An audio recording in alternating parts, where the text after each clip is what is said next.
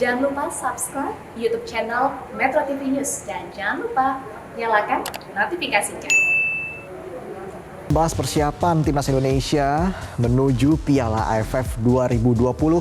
Bung Joy, dari pengamatan Anda Bung Joy, apakah sudah siap Timnas Indonesia kita untuk bertarung di ajang Piala AFF? Ya, terlepas dari hasil yang mereka peroleh selama uji coba latihan-latihan yang mereka lakukan di Turki, uji coba dengan Afghanistan, dengan Myanmar, mereka harus siap untuk pertandingan karena barangkali inilah dari kesempatan mengikuti AFF inilah Indonesia selalu harus punya peluang untuk menjadi juara, 5 kali tampil di final bahkan.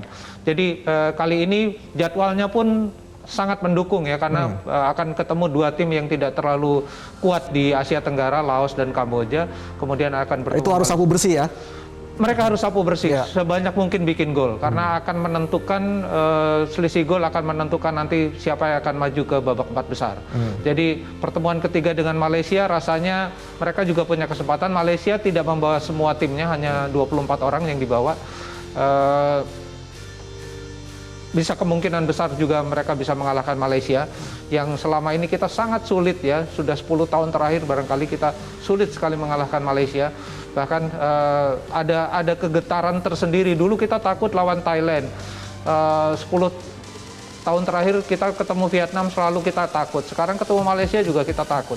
Ada rasa ragu untuk bisa menang, tapi rasanya sekarang mereka punya kans besar sekali untuk menang. Nah, yang pertandingan terakhir barangkali ya akan menentukan siapa yang akan menjadi runner up dan juara grup.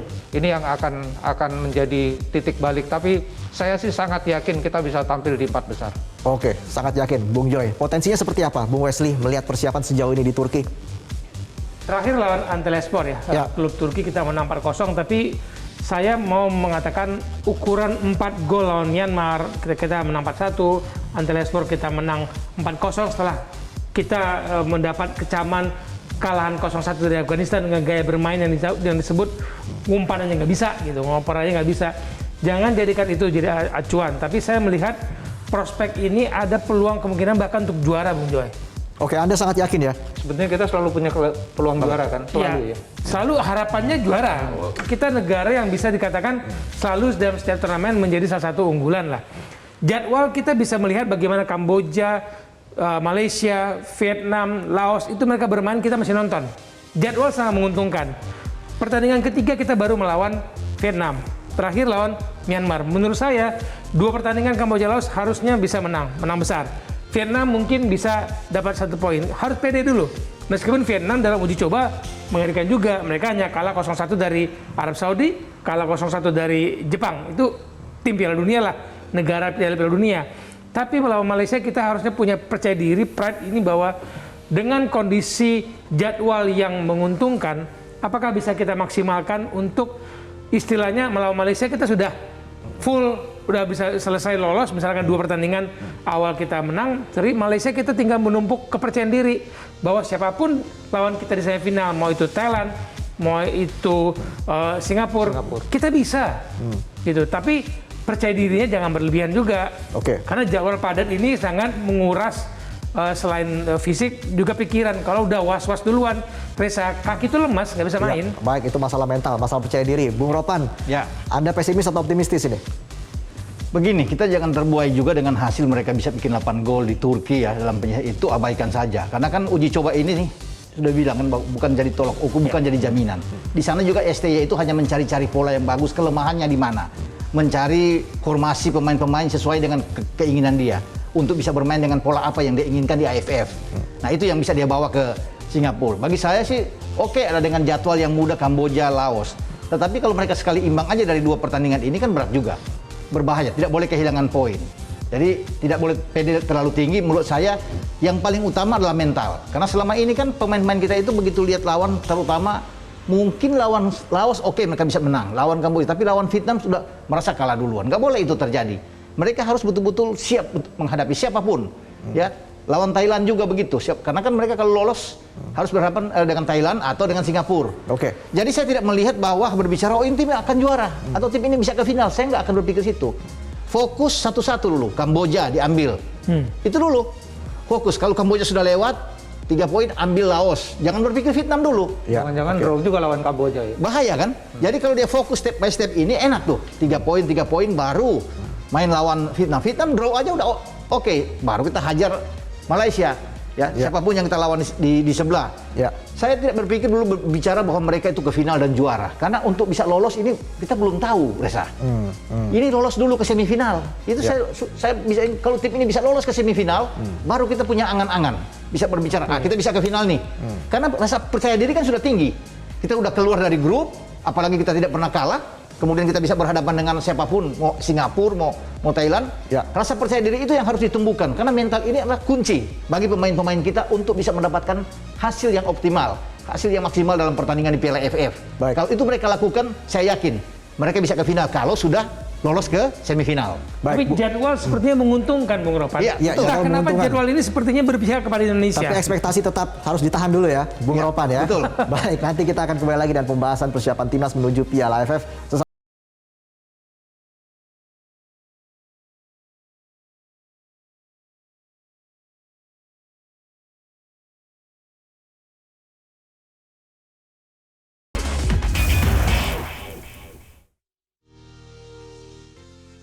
Gelaran Piala AFF 2020 yang akan digelar mulai Desember 2021 akan menjadi ajang pembuktian tim nasional Indonesia di bawah asuhan pelatih Sintayong. Skuad Garuda bermaterikan 30 pemain senior dan junior yang merupakan kombinasi pemain yang berlaga di Liga 1 dan sepak bola luar negeri. Menghadapi Piala AFF 2020 ini, anak-anak asuhan Sintayong sebelumnya telah melakoni pemusatan latihan di Turki, sekaligus menggelar latihan uji coba. Hasil positif diraih skuad Garuda dengan memenangi 2 laga di 3 laga uji coba sebelumnya. Diharapkan hasil tersebut bisa memotivasi penampilan mereka di ajang Piala AFF 2020 kali ini. Tim nasional Indonesia terakhir bisa menjadi juara Piala AFF pada tahun 1991 silam. Tim Garuda sendiri bergabung di grup B bersama Vietnam, Malaysia, Kamboja, dan Laos. Sementara grup A dihuni Thailand, Myanmar, Filipina, Singapura, dan Timor Leste. Rangkaian pertandingan fase grup Piala AFF akan dimulai pada 5 Desember, di mana timnas Indonesia akan mengawali kiprahnya melawan Kamboja pada 9 Desember di Stadion Bihsan. Selanjutnya, Evan Dimas Darmono dan kolega akan berjumpa Laos pada laga kedua, sebelum menantang salah satu tim favorit juara Vietnam. Sedangkan musuh bebuyutan Malaysia menjadi tim terakhir yang harus dihadapi timnas Indonesia. Nantinya 2 tim teratas dari masing-masing grup akan lolos ke babak semifinal. Baik, kita masih membahas soal persiapan timnas Indonesia menuju Piala AFF 2020. Sebenarnya, Bung Ropan, kalau menurut Anda final ideal Piala AFF tahun ini itu siapa, Bung Ropan? Ya kita sih ingin Indonesia tentu lolos ya, karena sudah lama kita nggak juara ya, sudah 5 kali ke final, kemudian kita nggak juara. Tapi kalau mau ideal bukan mengenyampingkan, bukan tidak nasionalis. Tapi kalau melihat dari yang kenyataan yang ada, itu Vietnam Thailand, Mas. Thailand udah 5 kali juara kan sejauh ini. Ya, Dan ya. juga tuan rumah sampai ke Singapura ya, 4 kali juara mereka. Ya. Jadi saya pikir itu kalau bicara ini. Tapi kan kita berharap bahwa tim kita juga harus ke final dan juara. Karena ini pertaruhan juga bagi seorang STY. Kalau dia tidak bisa membawa piala di sini, dia bisa dievaluasi. Ujung-ujungnya juga mungkin tahun depan, 2 tahun depan dipecat. Oke. Karena kan harus bisa memberikan gelar. Iya, iya. Itu yang harus kita camkan di sini. Pencapaian terbaik kita Piala AFF 2010 dan juga 2016 sama-sama runner up. Ya. Tentunya kita kalah dari Thailand dan Malaysia, 2 pesaing berat kita ya. Ada 3 kali masa lawan Thailand ya, udah kalah ya. Selain Vietnam tentunya. Bung Wesley, Anda lihat komposisi pemain tadi kita sempat memunculkan komposisi pemain, striker kita ada 4, pemain menumpuk di lini belakang dan juga lini tengah. Menurut Anda ini komposisi sudah ideal belum? Saat ini kita punya materi untuk di lini depan memang kesulitan. Cek saja dengan komposisi di klub-klub di Liga Indonesia yang harusnya melahirkan para pemain terbaik untuk tim nasional. Ya kita bersyukurlah perubahan peraturan itu ya Reza. Tapi kenapa Sintayong mau ngambil banyak pemain belakang? Memang PR-nya banyak di belakang. Bagaimana mungkin juga kita mencetak 2 gol kebobolan 3 sama aja kalah. Oke. Banyak juga dinaturalisasi di lini belakang ya. Nah, kita punya Ibu Nevo, kita punya Bagot yang naturalisasi, dan kenapa dilakukan itu? Karena untuk membawa gaya baru, perubahan baru, pertama postur tubuhnya juga berbeda, cara mereka bermain juga berbeda. Moga-moga itu membuat lini tengah ke depannya lebih nyaman, karena belakang mereka yakin di belakang itu kuat. Untuk kokoh untuk menahan serangan. Oke, tadi saya juga bertanya kepada Bung Ropan ya terkait dengan final ideal. Kalau misalnya kita mengatakan Indonesia ada di final, tentunya kita sangat mendukung hal itu. Indonesia harus bisa ke final. Tapi kalau final ideal menurut Bung Wesley, siapa nih Bung Wesley? Kalau misalkan Indonesia ke final, Indonesia akan lawan siapa? Era pandemi ini saya tidak melihat keuntungan Singapura sebagai tuan rumah, Bung Ropan. Tapi saya ingin kita ketemu lawan Thailand di final. Oke, Indonesia Thailand ya. Ya. Itu menarik. Bung Joy, Thailand Ya. juara loh, target juara Thailand loh. betul.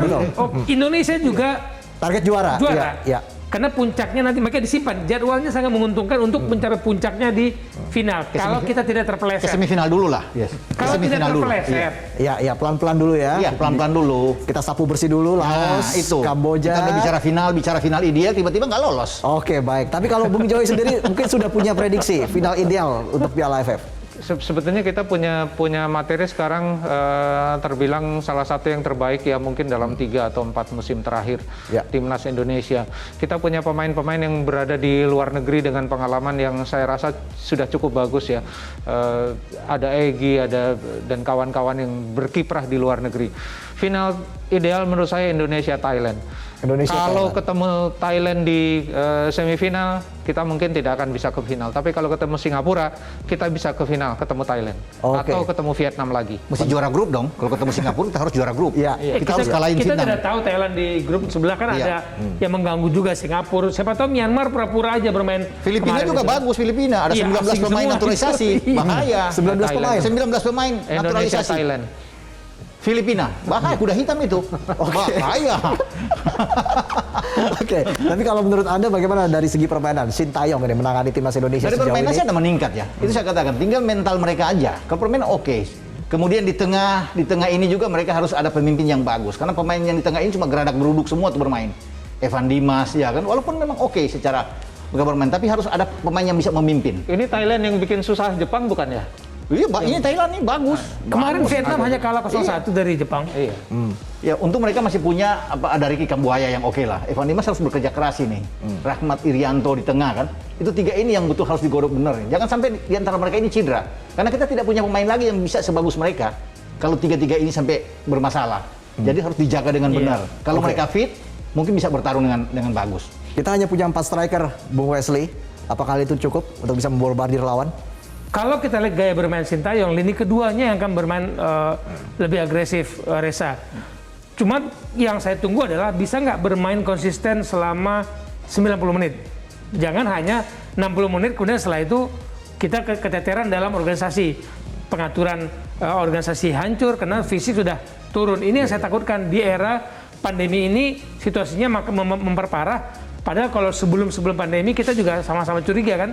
Kalau sudah masuk ke 60-70, lihat timnas main salah oper udah jadi biasa. Karena fisiknya turun. Fisik turun nggak mungkin bisa mengontrol isi kepala untuk bermain dengan baik dan benar. Dan komunikasi juga harus jalan dengan benar. Kalau komunikasi tidak jalan, ini bagus. Problem lama kalau VO2 max kan.